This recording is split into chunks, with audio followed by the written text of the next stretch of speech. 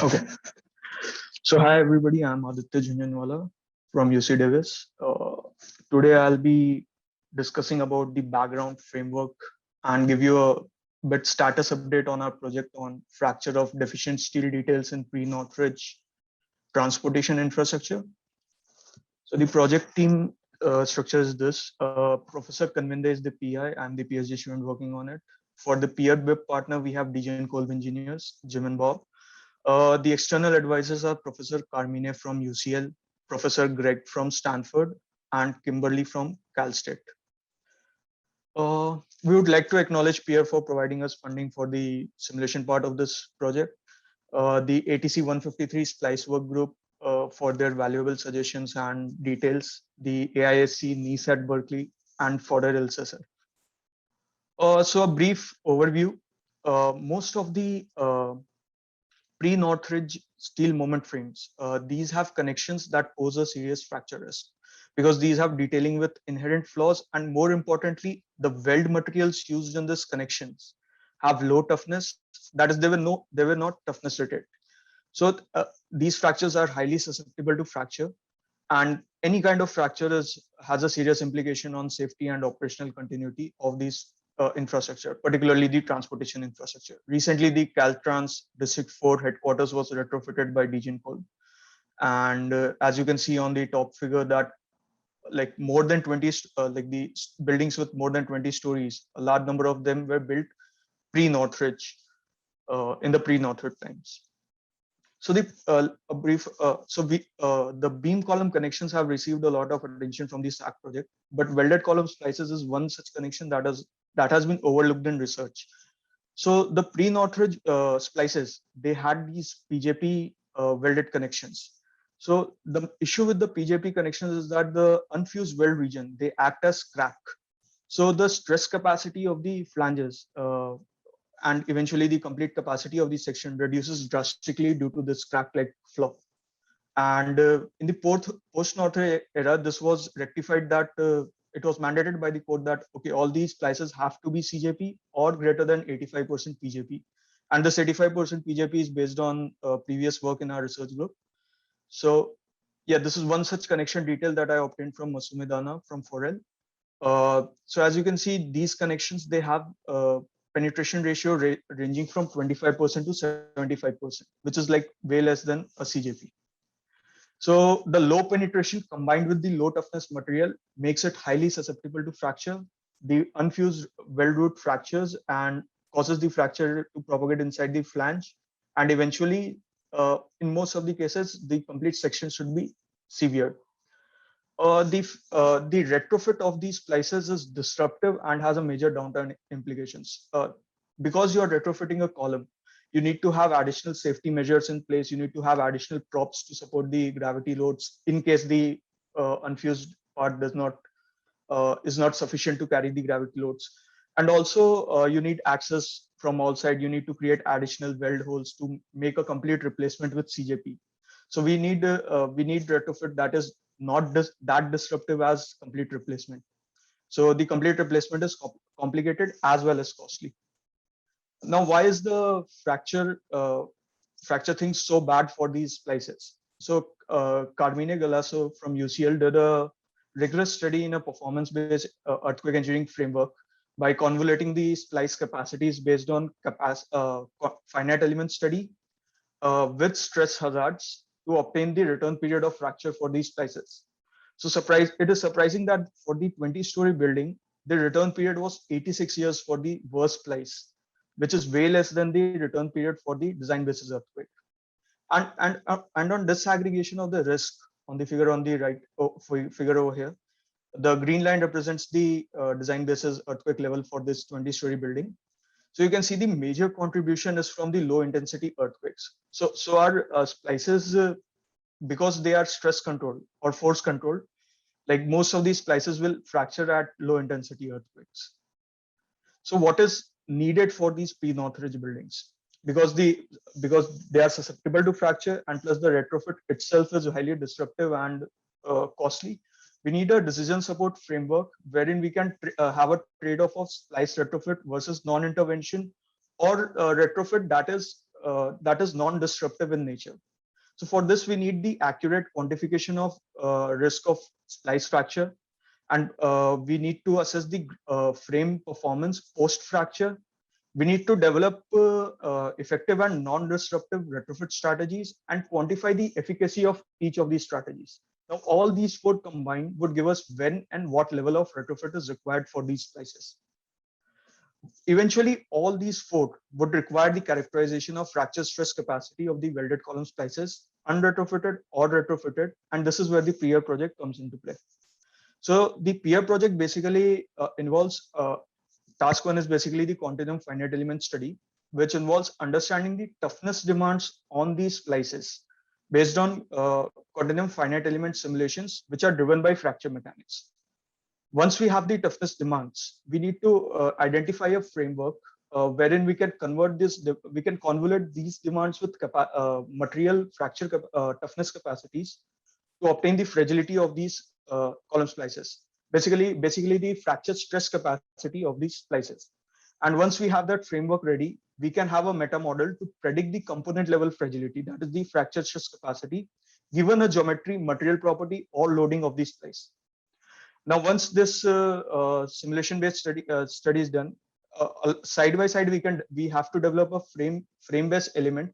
We can simulate the fracture and post-fracture splice response, that is reseating and shear loss and other kind of phenomena which accompanies after fracture. So task one would influence task two in terms of determining when the splice fractures. And this whole study would again influence the possible future tests, future experimental work. The NIST ATC research plan development is currently in progress, which is like this, which focuses on splice and panel zones. So the PIER study would help us determine the loading protocol and what specimens to test and what kind of retrofit strategies we have to test and like what is the system performance. Also, the results from these future tests would help us validate the component model that we have developed in the PIER study and help us calibrate the material properties and toughness capacities based on coupon tests. So this is the overall framework. On the top, we have the demands, which are obtained from the finite element study. We have the capacity of the material, which is available. Some data is available from literature, that is the SACS study. And these can be calibrated based on coupon tests. Now we need to combine this demand and capacity to obtain the splice capacities, fracture capacities. For that, we use a failure theory called material volume sampling. And once we have this framework ready, we have multiple simulations which take into account all the uncertainties in the splice, in the geometry, in the materials, in the loadings, and give us a meta model to predict this capacity. Also, 3 points to note here is, first, we need to get our mechanics right. We have to be very accurate to prevent any conservativeness in our models. So we have to have a rigorous approach wherein we validate our models. We validate the validity of the fracture mechanics approach that we are using. Second, we need to understand all the parameters that influence the response, all the parameters that bring in the uncertainty in our models, like the geometry, materials, and the loading. And third is that the meta model that we develop is rigorous and is not only data driven, but is also physics backed. So we need to have physics backed meta models, which are based on the continuum finite element simulations.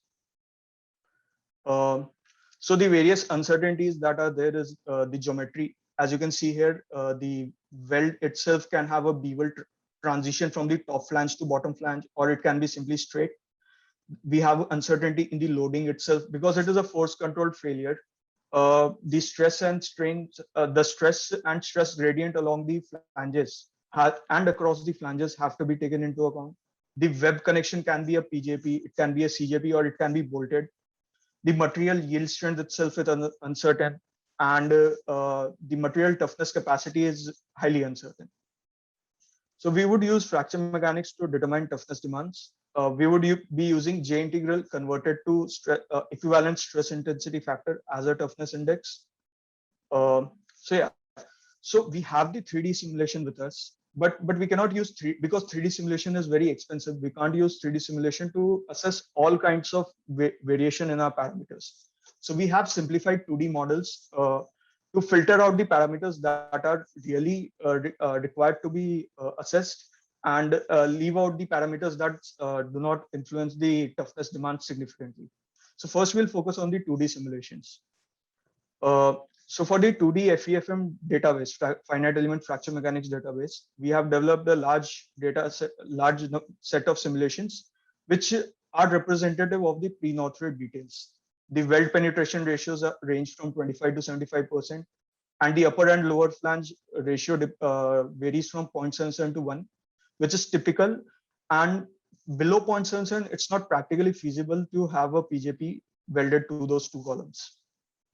So now if you look at 2D simulations, the one simulation here represents the section at the center of the flange, which has a lateral restraint provided by the web. The second simulation is towards the edge of the flange, where there is no lateral support due to the web. I mean, direct lateral support due to the web. So first we see how those two models vary.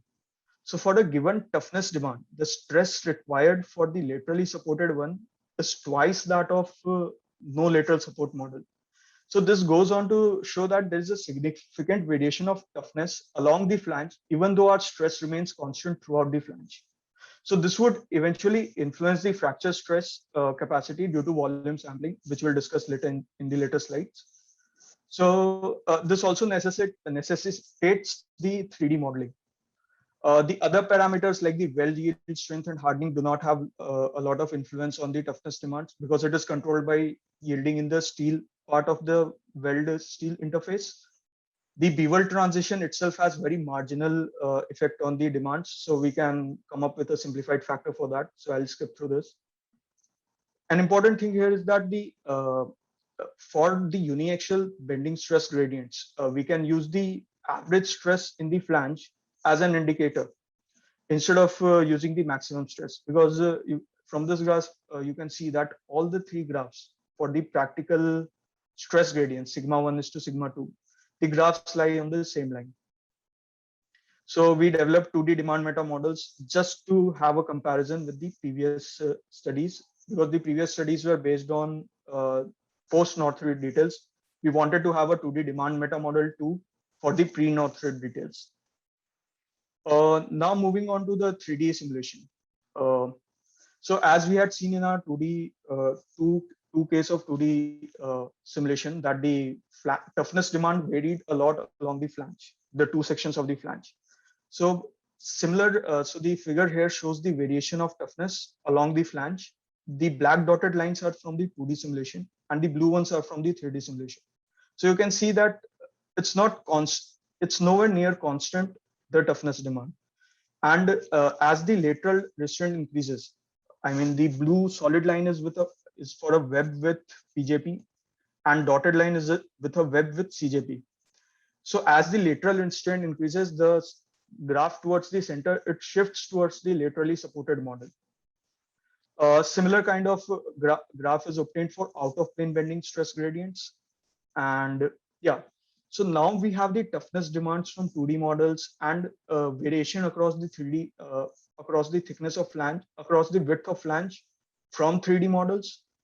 We have the capacity based on literature, which can be calibrated from Buffon test. Now we need a method to combine both of these to obtain the fragility curves. So we use the material volume sampling technique.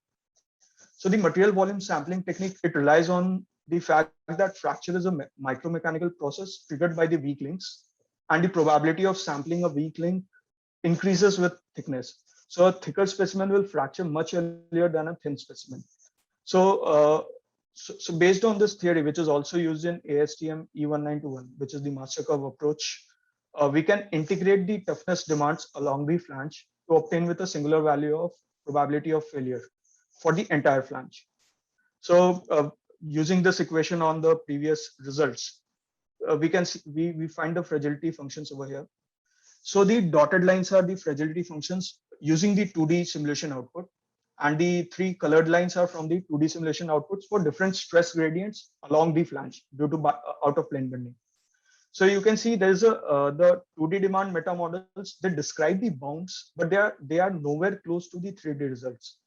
So 2D results can be highly conservative, Thus, the integrated meta models based on the 3D simulations is required, and the gradient along the flange needs to be considered, unlike the gradient across the flange. I mean, basically, the out of plane bending turns out to be more significantly affecting the capacities than the in plane bending of the column section.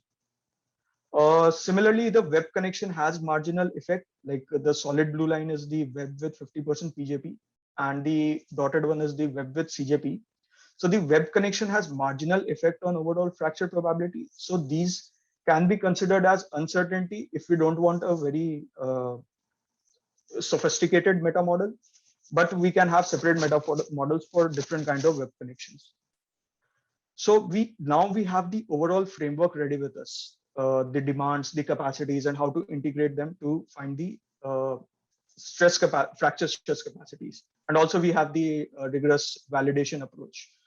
Now we need an integrated meta model, which given an input geometry, material loading, and the capacity, material capacity, we can simply predict the capacity of this fracture capacity of these splices.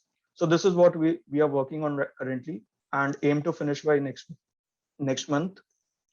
So the next month is development of integrated meta model, and we will also investigate the in a similar framework. We will investigate various retrofit strategies and how much increase in the stress capacities do this non-disruptive retrofit strategies cause. And the task to the development of post-fracture response element, we aim to finish by next spring. So for the investigation of retrofit strategies, we did an example study. So instead of replacing the PJP with CJP, we added 2 fin plates and we put it in the similar framework and obtained the fragilities. And as it can be seen that from 18 KSI, the addition of simple fin plates can increase the stress capacity to 31 KSI. And 31 KSI is surprisingly the apparent yield capacity of the splice section. Similar kind of strategies like fin plates, extension plates, and box plates were studied in a recent Seonk University research program using a stress concentration approach. We will also use similar kind of retrofit strategies and some other ones which we have in our minds to assess in a more rigorous fracture mechanics based approach. So yeah, that's it. Thank you.